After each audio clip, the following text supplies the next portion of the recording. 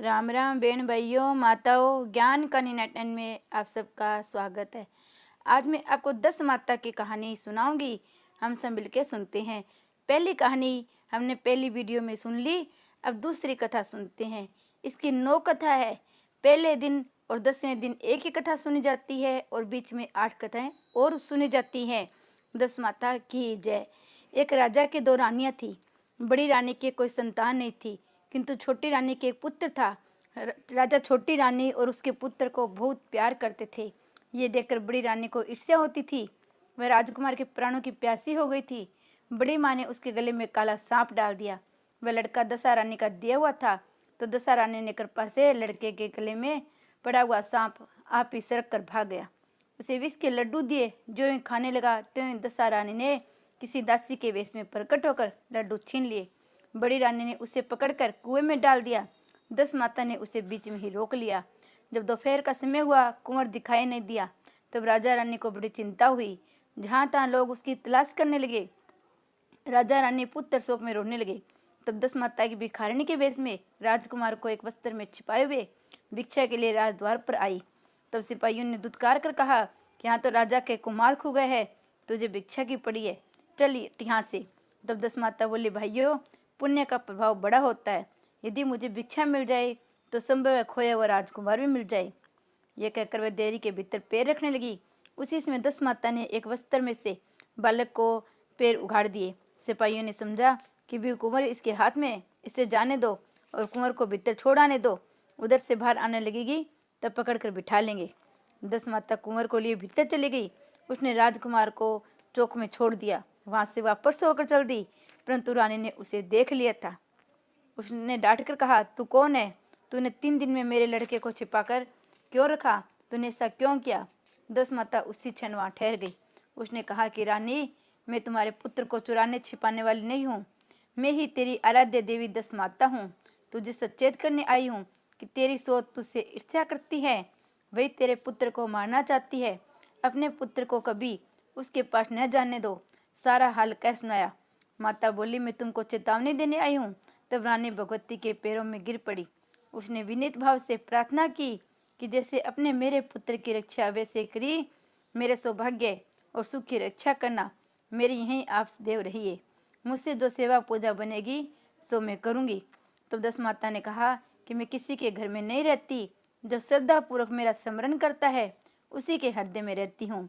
मैंने तुझे साक्षात दर्शन दिया। इसके उपलक्ष्य में तुम स्वागिनों को न्यूनता देकर उनकी यथाविधि आदर सत्कार से भोजन कराओ। अपने नगर में राज्य में ढिंढोरा पिटवा दो कि सभी लोग मेरा डोरा लिए और व्रत करे। ये व्रत 10 माता अंतर्ध्यान हो गई। रानी ने शहर भर में सौभाग्यवती स्त्रियों को निमंत्रण देकर बुलाया। उपटन से लेकर शिरो भूषण श्रृंगार तक उसकी यथाविधि सेवा सुश्रूषा करके गहने आदि देकर आंचल भरे, भोजन कराकर विदा किया। शहर और राज्य में भी ढिंढोरा पिटवा दिया कि अब लोग 10 माता के डोरा लिए। श्री कृष्ण भगवान की जय। जय 10 माता की जय। तीसरी कथा। एक साहूकार का बड़ा परिवार था। 5 बेटे व 5 बहुएं थी। एक लड़की थी। लड़की का विवाह हो चुका था, किंतु विदाई नहीं हुई थी। इसी कारण लड़की माता पिता के घर में ही थी। एक दिन साहूकार ने 10 माता के डोरे लेने लगी। उसकी बहुओं ने भी डोरे लिए। उन्होंने सास से पूछा कि नंद जी का भी का डोरा लिया जाए। सास ने कहा कि अवश्य। तब वे बोली कि उनके व्रत के पहले ही विदाई हो गई। तब सास ने कहा कि मैं पूजा का सब सामान साथ में दे दूंगी, वह अपने घर जाकर पूजा कर लेगी। लड़की ने 10 माता का डोरा ले लिया, परंतु पूजन के पहले ही उसके ससुराल से उसके पति लेने आ गए। माता ने विधि पूर्वक लड़की की विदाई की, पूजा का सब सामान रख दिया। जब अपने घर पहुंची तो पास पड़ोस की स्त्रियां नई बहू को देखने आई। सब लोग उसकी प्रशंसा करने लगे। किसी की नजर डोरे पर पड़ी तो वह बोली, बहू की माँ बड़ी टोटका पसंद स्त्री है। इतना जेवर होते भी 2 तागे सूत के उसके गले में क्यों पहना दिए हैं? सास, नंद, देवरानी, जिठानी, घर की सभी स्त्रियां बैठी तो उसी डोरे को सभी ने निंदा की। बहू का जी उब गया। तब उसने डोरे को तोड़कर जलती हुई भट्टी में डाल दिया। डोरे में आग लगते ही उनके घर सारे घर में आग लग गई। तब अपने अपने प्राण लेकर भागे। उस जलते घर में वह स्त्री पुरुष दोनों रह गए। दोनों जने भी गांव छोड़कर चले गए। आगे स्त्री, पीछे उसका पति। दोनों चलते चलते उस गांव में पहुंचे जहाँ की वे लड़की थी। उसने पति से कहा, जब तक कोई जीविका नहीं है, जब तक तुम बाढ़ जोड़कर पेट भरो, मैं भी मजदूरी करती हूँ। पति बाहर जोगने लगा। स्त्री एक कुएं पर जा बैठी। उस कुएं पर सारे गांव की स्त्रियां पानी भरने आती थी। उस लड़की की भावजे भी आई। उसे वह बेहाल बैठी देखकर बोली, बहन, तुम किस भले घर की मालूम होती हो? कैसे बैठी हो? किसी के यहाँ काम करोगी? लड़की बोली, अवश्य, परंतु न तो नीच की टहल करूंगी, न खराब खाना खाऊंगी। बड़ी भावज बोली, हमारे घर में तुम्हारे लिए नीच काम है नहीं। जब से हमारी नंद ससुराल चली गई है, तब से हमारे बच्चे हैरान होते हैं। तुम उन्हीं को खिलाती रहना ना। उसके राजी होने पर स्त्रियां अपने घर गई और सास से बोली, माता जी, कुएं पर एक दुखिया लड़की बैठी है। वह हमारे वहाँ आपके तुम्हारे पोतों को खिलाने पर राजी है। आज्ञा हो तो उसे रख ले। सास ने कहा, खुशी से रख लो। वे दूसरी बार पानी भरने गई तो उस दुखिन को अपने घर ले आई। वह अपनी बावजों के बच्चे खिलाती, खाना बनाकर निर्वाह करती। फिर से 10 माता के डोरे लेने का समय आया। सास ने कहा, जब वह घर में रहती है उसे भी डोरा लेना चाहिए। तब भुवन ने कहा कि नंद जी को डोरा लिया था, आखिर पूजा नहीं हो पाई, उनकी विदाई हो गई। अब दुखियाने को डोरा लेवाते हो, पूजा नहीं हो पाई, तो यदि पूजा होने के पहले ये भी चली गई तो क्या होगा? सास बोली, अब क्या हानि है, यहाँ जहाँ भी रहोगी पूजा कर लेगी। तब दुखी ने भी 10 माता का डोरा ले लिया। 9 दिन तक कथा कहानी होती रही। व्रत पूजन यथाविधि हुआ। 10वें दिन सावकार की 500 वे उनकी सास ने सिर से स्नान किया, घर से गोबर से चौका लगाया। चौका पूरा हुआ, पूजा की तैयारी करने लगे। तब दुखिन बोली कि भाभी, मुझे फटा पुराना कपड़ा मिल जाए तो मैं भी स्नान कर आऊं। तब बुआ ने सास से पूछा कि हमारे पास नंद जी की साड़ी रखी है, कहो तो इसे दे दे। सास ने कहा, दे दो। अपनी पुरानी साड़ी लेकर दुखिन स्नान करने गई। उसने सिर से स्नान करके साड़ी पहनी, गिल्ले बाल बिखराए हुए घर आई। यहाँ पूजा आरंभ हो गई। वह जो ही पूजा में आकर बैठी, एक बाबूजी ने कहा, साक्षात नंद की उन्हार है। इस पर सास ने नाराज होकर कहा कि चुप रहो, मुझे कथा कह लेने दो, तुम्हारे बातों में मैं कथा भूल जाती हूँ। बउए चुप हो गई। फिर दुखिन समेत घर की सब स्त्रियों ने पारण किया। फिर सब एक दूसरी सिर गूंथने लगी। एक ने दुखिन से कहा कि आ, मैं भी तेरा सिर गूंथ दूं। सिर गूंथ देवे बोली, ली, जैसी गूंथ इसके सिर में है वैसी गूंथ हमारी नंद के सिर में थी। इस पर साहूकार ने बोली, मेरी लड़की अपने ससुराल में सुख देख रही होगी, उसकी तुम कहाँ इस दुखिन से तुलना करते हो? सास ने बहू को डांट तो दिया, परंतु उसकी बात उसके भी मन में लग गई। उसने दुखिन से कहा कि मैं आज रात तुम मेरे पास सोना। रात को जब बहू सो गई तो बुढ़िया ने पूछा, क्यों दुखिन, तेरे पियर में कौन कौन है? उसने जवाब दिया, ऐसे ही 5 भाई 5 भौजाई, तुम जैसी माँ और पिता थे। पुनः बुढ़िया ने पूछा, फिर क्या हुआ? वह बोली, मैंने अपने पियर से 10 माता का डोरा लिया था, उसने पूजन नहीं हो पाया, ससुराल को विदा हो गई। वहाँ स्त्रियों ने मेरे गले में डोरा देकर हंसी उड़ानी शुरू कर दी। तब मैंने उस गंडे को आग में डाल दिया। उस गंडे के साथ साथ सारा घर जलकर भस्म हो गया। सब लोग 3-13 हो गए। हम दोनों जने भागकर वहां से चले आए। माता ने पूछा, तेरा पति कहाँ है? दुखिन बोली, वह तो बड़बुंजों के यहाँ भाड़ झोंकते हैं। सावकारनी अपनी लड़की को पहचान कर उसके गले से लगाकर रोने लगी। उसने रोने का शब्द सुनकर 5 लड़के उसके पास आए। तब बुढ़िया ने कहा कि ये दुखिन कोई और नहीं, तुम्हारी सगी बहन है। तुम्हारे बहनोई बड़बुंजे के यहाँ भाड़ झोंकता है। दशा रानी के कोप से इसकी ऐसी गति हुई है। सवेरा होते ही 5 भाई बड़बुंजे के घर गए। जैसे तैसे दामाद को घर लाए। उन्होंने उसे स्नान करवाया, उत्तम वस्त्र पहनाए। कुछ दिनों बाद उन्होंने दुखिन को उनके साथ विदा कर दिया। दुखिन अपनी दशा पर विचार करती हुई जब ससुराल जा रही थी, तब मार्ग में उसे एक नदी मिली, जहाँ कुछ अप्सराएं नहाकर दशा रानी का गंडा ले रही थी। उनके पास एक गंडा अधिक था। उनमें से एक ने डोली के पास जाकर पता लगाया। दुखिन को वह डोरा झिला दिया।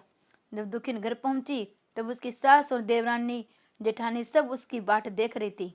दुखी ने कहा, तुम लोगों ने पहले दशा रानी के डोरे की निंदा की थी, इसलिए सबका बिछोया हुआ और घर का धन धान्य स्वाह हो गया था। अब की बार कोई भी गंडे की चर्चा न करना। सबने खुशी से उनकी बात मान ली। 9 दिन कथा कहानियां सुनी। 10वें दिन विधि से गंडे की पूजा हुई। सास वागिने नूनते गई। मेहंदे आदि से उनका श्रृंगार कराकर आंचल भर ले गए। इसी खुशी से दशा रानी का पूजन हुआ। दशा रानी ने जैसे दुखिन की दशा फेरी, वैसे ही सब पर कृपा करना। जय दशा माता की जय। चौथी कथा कहानी नी। एक राजा की एक रानी बहुत ही कोमल थी। वह फूलों की सेज पर सोया करती थी। एक दिन सेज में कच्ची फली बिछ गई, जिससे रानी की नींद नहीं आई। राजा ने पूछा, प्रिय, आज तुमको नींद क्यों नहीं आती? तो रानी बोली, आज सेज में एक कच्ची कली रह गई है, वही मेरे शरीर पर गड़ती है। उसी समय दीपक हंसा। राजा ने दीपक से प्रार्थना की, हे दीपक देव, आप क्यों हंसे? इसी ज्योति स्वरूप दीपक ने उत्तर दिया, अभी तो रानी कच्ची कली के कारण उसकती है, कल सवेरा होते ही जब सिर पर बोझा ढोवेगी तब क्या होगा? राजा ने पूछा, क्या मेरे देखते मेरे जीते जी ऐसा हो सकता है? तब दीपक ने उत्तर दिया, हाँ। उसकी ऐसी भविष्यवाणी सुनकर राजा ने अपने मन में कहा कि देवरानी असत्य नहीं हो सकती। देववाणी हुई है तो असत्य कैसे होगी? रानी को अवश्य बोझा ढोना पड़ेगा, परंतु यह हो सकता है कि यदि मैं इसको जीते जी समुद्र में बहा दूं तो यह बोझा ढाने से बच जाए, क्योंकि जब समुद्र में वह डूब जाएगी तो बोझा कौन ढोवेगा? राजा ने उसी समय रानी से कहा, चलो हम तुमको तुम्हारे पीर भेज आए। रानी तैयार हो गई। तब राजा ने उसे संदूक में बिठाकर नदी में बहा दिया। वह नदी समुद्र में ऐसी जगह जाकर मिलती थी जहाँ उस राजा के बेनोई का राज्य था। समुद्र में मोती की सीपी निकाल जाने का राजा का ठेका था। रानी का संदूक बहता हुआ जब वहां पहुंचा तब राजा के ने मल्लाहों को हुक्म दिया कि संदूक को मेरे सोने के कमरे में रख दिया जाए। राजा के सयान नगर में संदूक के पहुंचते ही रानी ने सुना कि राजा ने उसे समुद्र में पाया है। तब वह फौरन उसे देखने के लिए गई। उसी समय पहरेदार वहां से हट गया। रानी ने कौतुकवश संदूक खोला। उसने देखा कि उसके भीतर एक सर्वांग सुंदरी 16 श्रृंगार किए बैठी है। रानी ने अपने जी में सोचा, अगर राजा इसकी ऐसा दशा देखेगा तो इसी का हो जाएगा, मुझको त्याग देगा, इसलिए स्त्री का हुलिया बिगाड़ कर संदूक में बंद कर देना चाहिए। तदनुसार उसने रानी के जेवर कपड़े सब उतराकर मेले कुचेले फटे पुराने कपड़े पहना दिए और संदूक को वापस बंद कर दिया। राजा जब महल में आया तब उसने रानी से पूछा, क्यों रानी, तुमने क्या देखा? इनमें क्या है? रानी ने जवाब दिया, मैंने कुछ नहीं देखा। राजा ने रानी के सामने संदूक खुलवाया तो उसने फटे पुराने कपड़े पहने एक भिखारिन सी दिख पड़ी। रानी ने कहा, ये तो कोई निर्वासित भिखारिन दिखाई देती है, इसको कारखाने में भिजवा दिया जाए, वहाँ लकड़ी ढोती रहेगी और खाना पाती रहेगी। राजा ने रानी के कहे अनुसार इसे कारखाने में भेज दिया। एक दिन रानी की सहेलियां नदी में स्नान करके दशा रानी के डोरे ले रही थी। एक डोरा अधिक था। इसी विचार में वह किसको दिया जाए। देवयोग से उसी समय वह लकड़ी वाली वहां रानी पहुंच गई। उन्होंने उससे कहा कि हे बहन, यदि तुम कोई नीच वर्ण हो तो हमारा डोरा ले लो। रानी ने कहा, मुझे गंडा लेने से इनकार नहीं है, परंतु मुझे तो खाने भर का मिलता नहीं, इसकी पूजा कैसे करूं? वे बोली, तुम इसकी चिंता मत करो, हम रोज इस जगह स्नान करने आया करती हैं। 9 दिन तक कथा कहेंगे, तुम भी नित्य कथा सुन जाना। 10वें दिन पूजा होगी, तब तक दशा रानी चाहेगी तो अवश्य तुम्हारी दशा बदल जाएगी। तब रानी ने श्रद्धापूर्वक डोरा ले लिया। उसी दिन रानी के पति को यह चिंता उत्पन्न हुई कि रानी को संदूक में रखकर भात तो दिया था, परंतु इसका कोई समाचार नहीं मिला। क्या हुआ? किसी तरह उसकी टोह लगानी चाहिए। अस्तु राजा एक नौकर पर सवार होकर नदी द्वारा यात्रा करता हुआ अपना बहनोई के यहाँ पहुंचा। जब वह लेटने लगा तब बहन ने बोला, मेरे हाथ पैरों में बहुत दर्द है, किसी सेवक को बुला दो। तब उस रानी ने लकड़ी ढोने वाली भिखारिन को बुलाकर हुक्म दिया कि तू मेरे भाई के पैर दबा दे। मैं बड़ी संकोच में पड़ गई। अपने जी में अनेक संकल्प विकल्प करती थी, पर उसका शरीर कैसे छुए? मजबूरन उसे स्वीकार करना पड़ा। राजा के पैर दबाते दबाते रानी को उसके पाँव का पदम दिख पड़ा। रानी चुपचाप रोने लगी। उसके आंसू राजा के पैरों पर टपक पड़े। तब उसने पूछा, क्यों रे दासी, तू क्यों रोती है? तू अपना भेद मुझे बता, मेरे कारण तुझे किस प्रकार की हानि न पहुंचेगी। तब वह बोली, जैसा पदम आपके पैर में है वैसा मेरे पति के पैर में था। पहले दिनों की याद आने से मुझे रुलाई आ गई। तब राजा बोला, मैं समझ गया, अब तुम मेरा पैर मत दबाओ, आराम से सो। जो तुम्हारे भाग्य में लिखा था वह तुमको भोगना ही पड़ा। मैंने उसको टालने के लिए जो उपाय रचा था उसका उल्टा हुआ। तुम्हें भार ढोना था वह ढोना ही पड़ा। सवेरा हुआ, बहुत दिन चढ़ गया, परंतु तिथि राजा सोकर नहीं उठे। न पैर दबाने वाली दासी बाहर निकली तब उसकी बहन को चिंता हुई। थोड़ी देर बाद दासी बाहर निकल कर आई, कारखाने में काम करने चली गई। रानी ने अपने भाई के पास जाकर उसे जगाया। तब वह बोला कि मेरे माथे में पीड़ा है, मैं अभी नहीं उठूंगा। इसी समय मेरा जी बहुत व्याकुल हो रहा है, मुझे अधिक मत सुलताओ। रानी ने पूछा, आखिर बात क्या है, कुछ कहो भी। राजा ने कहा कि बड़ी लज्जा की बात है, मैंने तुम्हारे भावज को जानबूझकर तुम्हारे पास इसलिए भेजा था कि यहाँ इसे आराम से रखा जाएगा, परंतु तुम उसने से मजदूरी के साथ लकड़ी डलवाती हो, क्या इसलिए तुम्हारे पास भेजा था। तब बहन ने बहुत लाचार होकर बोली, भैया वह तो एक संदूक में बंद हुई नदी में बहती हुई आई थी हमें क्या पता था ये मेरी भावज है। उसने दासी को कहा कि उस लकड़ी वाली दासी को बुलाकर ले आओ। जब लकड़ी वाली दासी आई तो उसने भावज से माफी मांगी। बहन के पास रहने के पश्चात वह राजा अपनी रानी के साथ राजधानी लौट आया। रानी ने अपने महल में पहुंचकर सुहागिनें नूनती धूमधाम से दशहरा के गंडे की पूजा की। गांव भर ढिंडोरा फिरा दिया कि आज से अमीर गरीब सब दशहरा के गंडे लिया करे, श्रद्धा पूर्वक पूजा करे। जिस प्रकार दशहरा ने उस रानी के दुख के दिनों के सुख में फेरे, वैसे अपने सब भक्तों के करे, सभी का कल्याण करे। जय दशा माता की जय। पांचवी कथा। एक गांव में सास ने अपने बहू से कहा कि जाओ आग लाकर भोजन बनाओ, बड़ी भूख लगी है। बहू आग लेने गई। उसी दिन गांव भर में घर घर दशहरा की पूजा थी, इस कारण किसी ने उसको आग नहीं दी। वह खाली हाथ लौट आई। संध्या समय पड़ोसन के पास गई। उसने बोली, मेरी सास तो कभी गंडा लेती नहीं है, परंतु अब की बार तो जब गंडे पड़े तब मुझको बताना, गंडा लूंगी। इसके बाद जब गंडे पड़े तब बहू ने सास की चोरी से दशहरा का गंडा ले लिया। 9 दिन तक उसने पड़ोसियों के पास जाकर कथा कहानियां सुनी। 10वें दिन उसे चिंता हुई कि पूजा कैसे करूंगी। तब वह मन ही मन दशहरा का ध्यान करके मनाने लगी कि यदि सासू जी कहीं चली जाए तो मैं पूजा कर लूं। दशहरा की कृपा से सास को खेतों में जाने की सूझी। उसने बहू से कहा कि भोजन बनाकर तैयार करना, तब तक मैं खेत खलियान होकर आती हूँ। यदि मुझे देर हो तो मुझे खेत पर ही खाना दे आना। बहू तो यही चाहती थी। उसने सोचा, आप निश्चय रहिए। जो ही सासू जी ने पीठ फेरी तो ही बहू ने स्नान करके विधिवत दशहरा की पूजा की।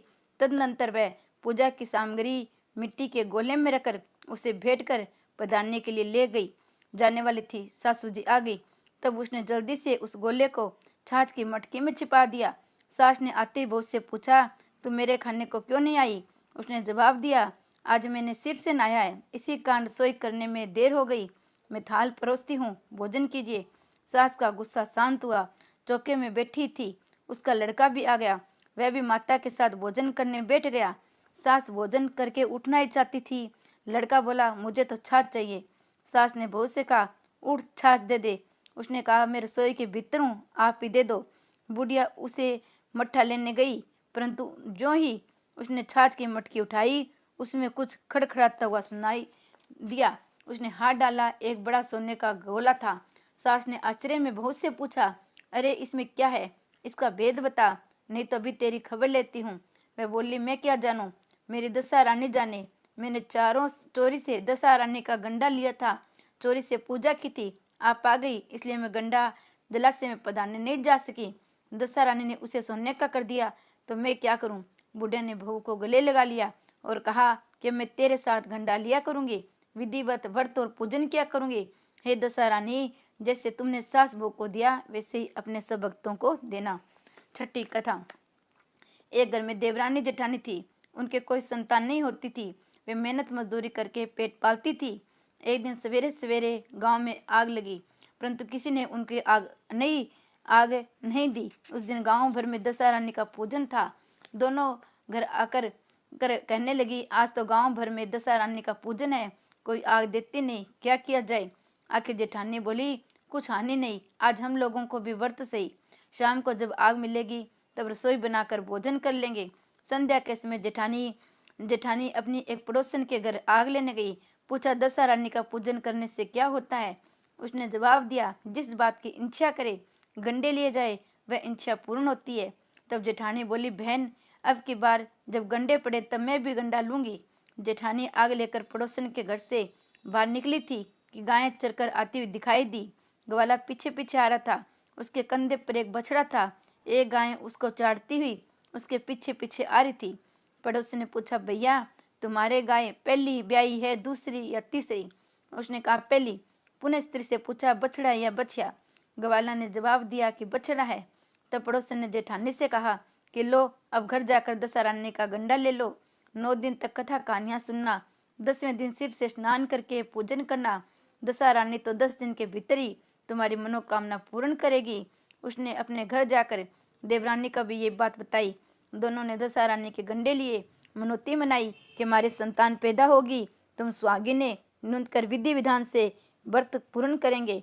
देवरानी जेठानी दोनों ही गर्भवती हो गई। 9 महीने में 9 दिन के बाद ही दोनों के गर्भ से 2 सुंदर बालक जन्मे। देवरानी ने कहा, लड़के होने पर जो सुहागी ने न्यूनतने की मनोती की थी उसको न्यूनता देना चाहिए। जेठानी ने कहा, अभी ऐसी क्या जल्दी पड़ी है? जब लड़के बड़े होंगे उनकी सगाई होगी, उसी दिन सुहागी ने न्यूनत देंगे। लड़के बड़े हो गए, उनका सगाई संबंध भी पक्का हो गया, फिर भी जेठानी ने सुहागिनों को नहीं न्यूनती। उसने कहा, जिस दिन लड़कों की भंवरें पड़ेगी उस दिन सुहागी ने न्यून कर उत्सव के साथ पूजा की जाएगी।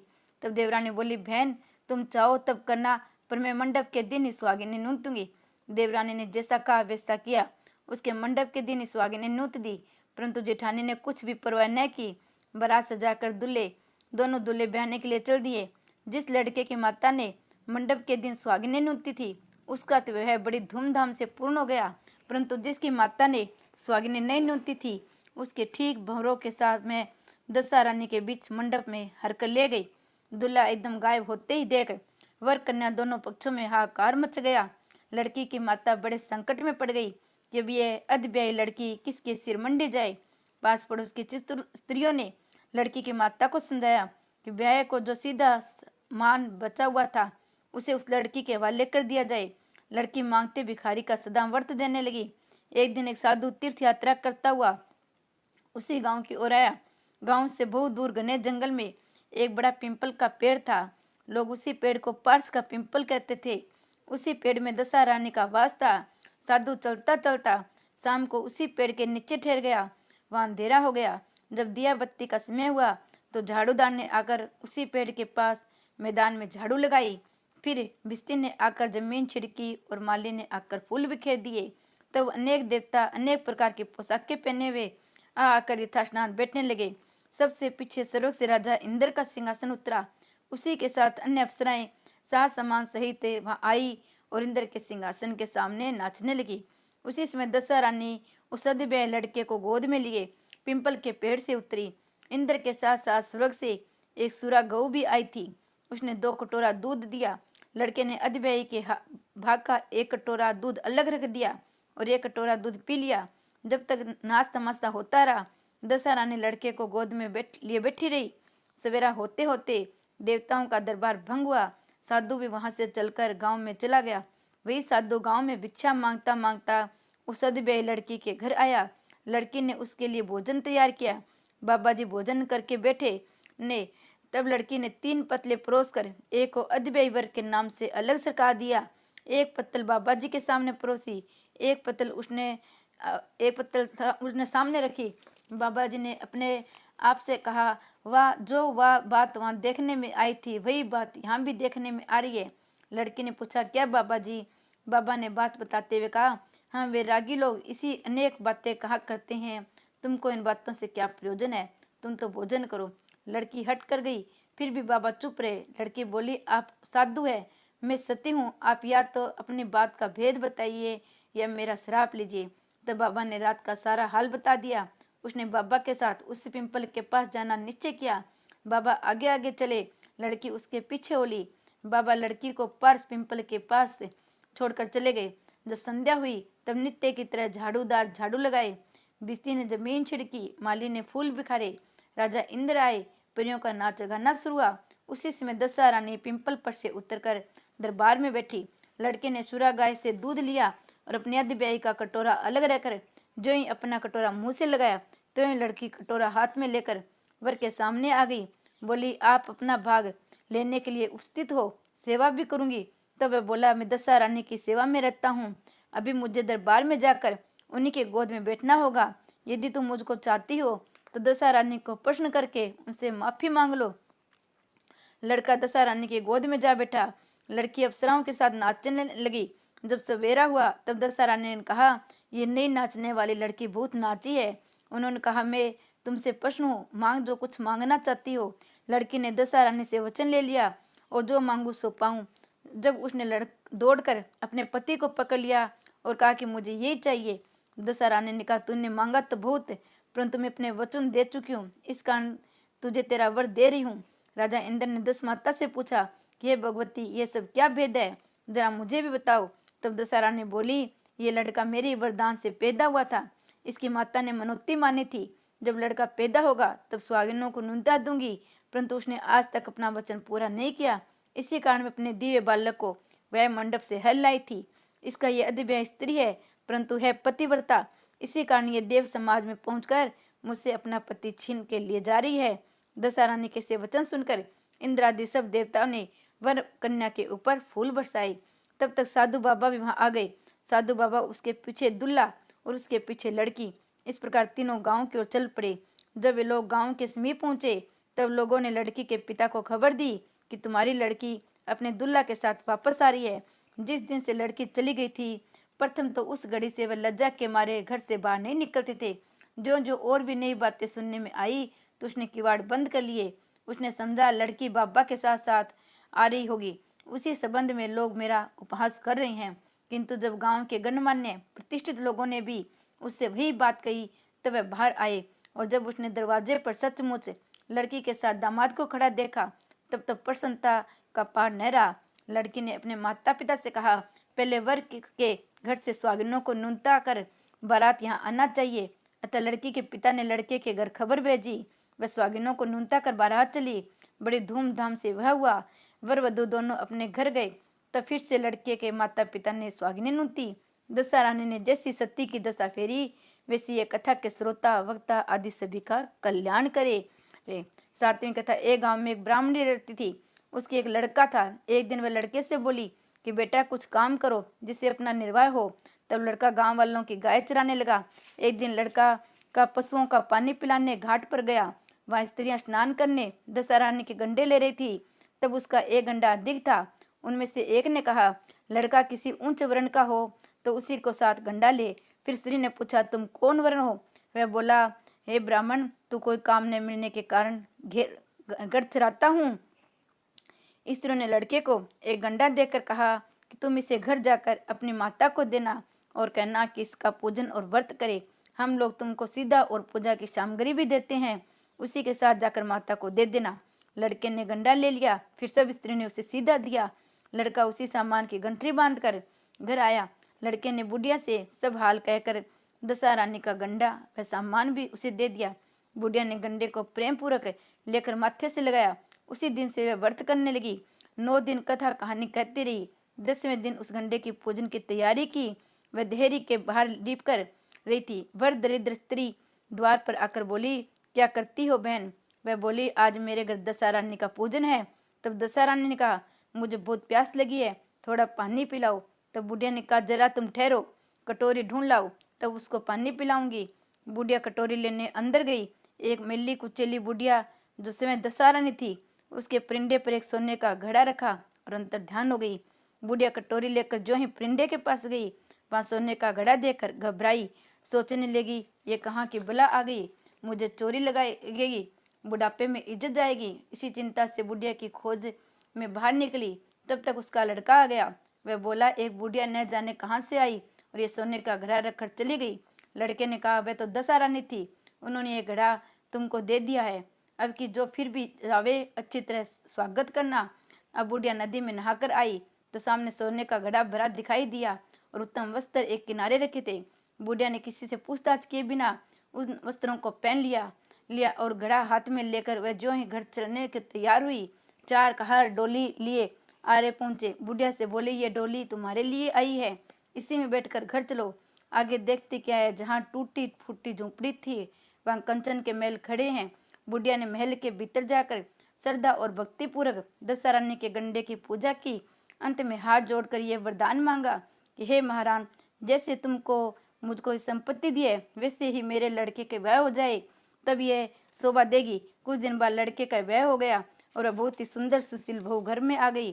तब बुढ़िया ने दशा रानी से दूसरा वर मांगा जैसा मेरा बेटा बहू है वैसा ही पोता पाऊं। कुछ दिनों बाद बुढ़िया के लड़के का विवाह भी हो गया, लड़का भी हो गया। एक दिन बुढ़िया ने बहू को समझाया कि मेरी ये संपत्ति दशा रानी की दी हुई है, उनकी कृपा से तुम भी इस घर में आई हो। यदि मर जाऊं तो कभी एक मेली कुचली बुढ़िया तुम्हारे घर आए तो उसका विनय पूर्वक स्वागत करना। यदि उसकी नाक बहती हो तो उसे आंचल के छोर से पूछना, गिर नहीं करना। जब कभी दशा रानी के गंडे पड़े तब उनको अवश्य लेकर श्रद्धा पूर्वक उनकी पूजा करना ना। जब कभी तुम पर कोई संकट पड़े तब सुहागिनी नूतना। दशा रानी की कृपा से तुम्हारी सब इच्छाएं पूर्ण होगी। कुछ दिनों बाद बुढ़िया मर गई। तब दशा रानी ने सोचा कि चलकर देखना चाहिए अब बहू सास के वचनों का कहाँ तक पालन करती है। अब एक वृद्धा भिखारन का वेश धारण करके उसके घर आई। उन्हीं को देखते बहू उठकर खड़ी हो गई, पांव छुए दंडवत की, अपने बालक उसकी गोद में डाल दिया। उसकी ऐसी श्रद्धा भक्ति देखकर दशा रानी ने आशीर्वाद दिया कि तेरे धर्म बुद्धि भगवान देव तेरा भला करेगा, भंडार भरपूर रहेंगे, कभी किसी बात की चिंता न हो, इच्छा करके सो फल पाऊं। दशा रानी ने जैसी कृपा दृष्टि बुढ़िया ब्राह्मणी पर की थी वैसे अपने सब पर करना ना। एक राजा के दो। 8वीं कथा। जय दशा रानी की जय। एक राजा के दो रानियां थी। राजा को अति प्यारी रानी का नाम लक्ष्मी था। राजा की दूसरी रानी पटरानी जिसका नाम था कुलक्ष्मी।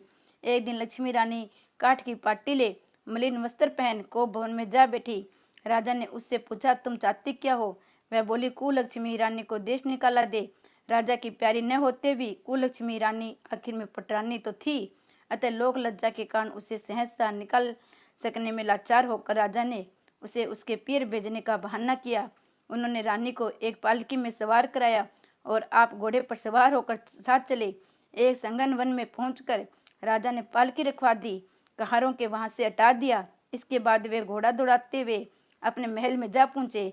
कुलक्ष्मी रानी को बाट देखकर सवेरा हो गया। रानी को प्यास लगी थी। रानी ने एक सारस की जोड़ी को जाते हुए देखा, उसी के पीछे पीछे वो हो गई। कुछ देर के बाद एक नदी के तट पर पहुंच गई। रानी ने स्नान किया, समीपी पानी की प्यास बुझाई। जिस पर रानी ने स्नान किया उसी घाट पर एक कुछ स्त्री स्नान कर रही थी। उन्होंने दशा रानी के गंडे लिए। उनके पास एक गंडा अधिक था। रानी ने गंडा लेने को कहा। रानी गंडा लेकर डोले में आकर बैठ गई। थोड़ी देर में दशा रानी के बुढ़िया का वेश धारण करके आई और बोली, बेटी यहाँ क्या कर रही हो? रानी ने पूछा, तुम कौन हो? बुढ़िया ने कहा, मैं तो तेरी मौसी हूँ। रानी उसके गले लिपट कर रोने लगी। उसने अपनी विपत्ति की कहानी बुढ़िया को कह सुनाई। दशा रानी की कृपा से उसी जगह माया रच गई। रानी के भाई बोझाई आदि सारा पियर आप ही वहाँ प्रकट हो गया। रानी के 9 दिन तक दशा रानी की कथा कहानियां सुनी। 10वें दिन गंडे की पूजा होती। उसी दिन सवेरे दशा रानी की कि तुम नदी में स्नान करने जाओगी, वहां तुमको श्रवण कलश मिले, उसको ले आना। जो डोली तुमको लेने के लिए आए उसी में निसंग को सवार होना। राजा रानी नदी में स्नान करने गई। वह स्नान करके निकली तो किनारे 2 सोने के कलश रखे दिखाई दिए। उन्हीं के पास जाकर रेशमी वस्त्र संवरे हुए थे। रानी ने वस्त्र बदल कर घड़े भरे। जो ही अपने स्थान की ओर चलना चाहा त्यों ही एक डोली सामने से आती दिखाई दी। रानी समझ गई कि हो न हो इसी डोली में मौसी ने मुझे सूचना दी है। वह फौरन सवार होकर अपने घर गई। वहां सब स्त्रियों समेत रानी ने दशा रानी के गंडे की पूजा की, सुहागिनों को भोजन कराया। तदनंतर रानी अपने पीर में परिवार में आनंद पूर्वक हिल मिल कर रहने लगी। सहसा रानी को स्मरण हुआ। वह चलता चलता उसी स्थान पर पहुंचा जहाँ वह रानी का डोला रखाया था, परंतु उसे देखकर बड़ा आश्चर्य हुआ कि जहाँ संगन वन था वहाँ सुंदर नगर बसा हुआ है। राजा के प्रश्न करने पर लोगों ने कहा कि वह कुलक्ष्मी रानी का नगर है। तब तो राजा और भी आश्चर्य में डूब गया। महलों के पास जाकर इतला कर कराई, अमुक राजा मिलने आया है। रानी ने राजा को महल के भीतर बुलाया और वही डेरे डलवाया। दोपहर को राजा भोजन करने गए। उनके साथ एक नाई था, वह भी राजा के समीप ही खाने को बैठा। रानी राजा था नाई को भोजन परोसने गई। पहली बार जो ही रानी ने नाई के सामने पत्तल रखी त्यों ही उसने रायते का एक छिंटा रानी के पेट पर डाल दिया। रानी ने उसकी इसी क्रिया को नहीं जाना। दूसरी बार रानी परोसने आई तब दूसरी पोशाक पहनकर आई। राजा मन में सोचने लगा, यहाँ तो एक क्या कई रानियां हैं। डेरे से पर आकर राजा ने नाई से कहा, यहाँ तो कई रानियां हैं, ये कैसे मालूम है कि अपनी रानी कौन सी है? नाई बोला, रानी तो एक ही है, वह पोशाक बदल बदल कर परोसने आती है, उसमें आपका भ्रम हुआ है। राजा ने पूछा, तूने कैसे जाना कि रानी एक ही है? वह बोला, मैंने पहले ही रानी के पैर पर रायते का छिंटा डाल दिया था। जब दूसरी बार वह परोसने आई तब भी उसके पैर पर वही छिंटा पड़ा हुआ था। जब तीसरी बार आई तब भी वह छिंटा था। इसी बीच रानी ने राजा को अपने महल में बुलाया। वहाँ सेज सजी हुई थी। उस पर राजा को बिठाकर उसने पान दिए। राजा लेट गया। रानी पैर दबाने लगी। फिर राजा ने कहा कि हे रानी, बहुत दिन हो गए, अब राजधानी चलो। रानी ने जवाब दिया, मैं नहीं जाती, आप तो मेरा सर्वनाश कर चुके हैं। ये तो सब मेरी मौसी की बदौलत है कि मैं जीते जी बच गई। इस पर राजा ने पश्चाताप करके माफी मांगी। तब रानी बोली, मैं केवल एक शर्त पर आपके पास साथ चल सकती हूँ। वह बाग बगीचे आपकी राजधानी के समीप पहुंच जाए, जिससे मेरा जी चाहे आपके महल में रहूं, जब भी जी चाहे तब मौसी के महल में चली जाऊं। मेरी मौसी बड़ी दयावान है, भोली भाली है। राजा ने रानी की मौसी को पास जाकर जो ही वह निवेदन किया, उसी समय दोनों शहर पास पास हो गए, मानो एक दूसरे के भागो। राजा ने दशा रानी की कृपा का प्रभाव जानकर शहर भर में ढिंढोरा पिटवा दिया। अब से सभी लोग दशा रानी की पूजन करें। भगवती दशा रानी ने कुललक्ष्मी रानी पर जैसी कृपा की वैसी सब पर करना। 9वीं कथा। एक वर्ष पर 2 पक्षी नर और मादा रहते थे। मादा पक्षी के बच्चे नहीं होते थे। जब वह 4 चिड़ियों में बैठती तब वे प्राय उसको बांझ कहकर उससे घृणा करती। इसी चिड़िया अत्यंत दुखी रहती। एक दिन वह अपनी स्थिति पर विचार करते हुए नदी में पानी पीने गई। वहाँ स्त्रियां दशा रानी के गंडे ले रही थी। उन्होंने आपस में कहा, यहाँ कोई स्त्री या मनुष्य तो है नहीं जिसको गंडा दे दे, नहीं तो इस चिड़िया के गले में यह गंडा बांध दो। यह नित्य इस जगह आकर कथा सुन लिया करेगी। इससे पूजन की विधि भी बतला दी जाएगी। पूजन के दिन ये पूजन कर लेगी। तदनुसार उन्होंने चिड़िया के गले में गंडा बांधकर उसे समझा दिया। 9 दिन तक बराबर तुम इसी जगह आकर कथा सुन लिया करो। 10वें दिन 21 गेहूं लेकर एक गेहूं तुम खुद चुन लेना। चिड़िया ने 9 दिन तक प्रेम पूर्वक कथा कहानी सुनी। 10वें दिन स्त्रियों को बताई विधि के अनुसार गंडा पानी में डालकर पारण किया। कुछ दिनों बाद उस चिड़िया के बहुत बच्चे पैदा हुए। अन्य चिड़ियों को बड़ा आश्चर्य हुआ और वो बोली, इससे तेरे बच्चे होते ही नहीं थे, ये कैसे हुआ? वे बोले, जब मेरे बच्चे नहीं थे तब तुम लोग मुझे बांझ कहकर दुत्कारती थी। अब जो दशा रानी ने मुझको बच्चे दे दिए तो तुम कोसती हो। चिड़िया ने उससे पूछा कि उसने गंडा लेने का हाल कर्मश कैसे सुनाया। सब पूजा की विधि बतला दी। तब से जंगल में सभी चिड़िया दशा रानी का व्रत करने लगी। जय दस माता की जय। दस माता की 10वीं कथा और पहली कथा एक है।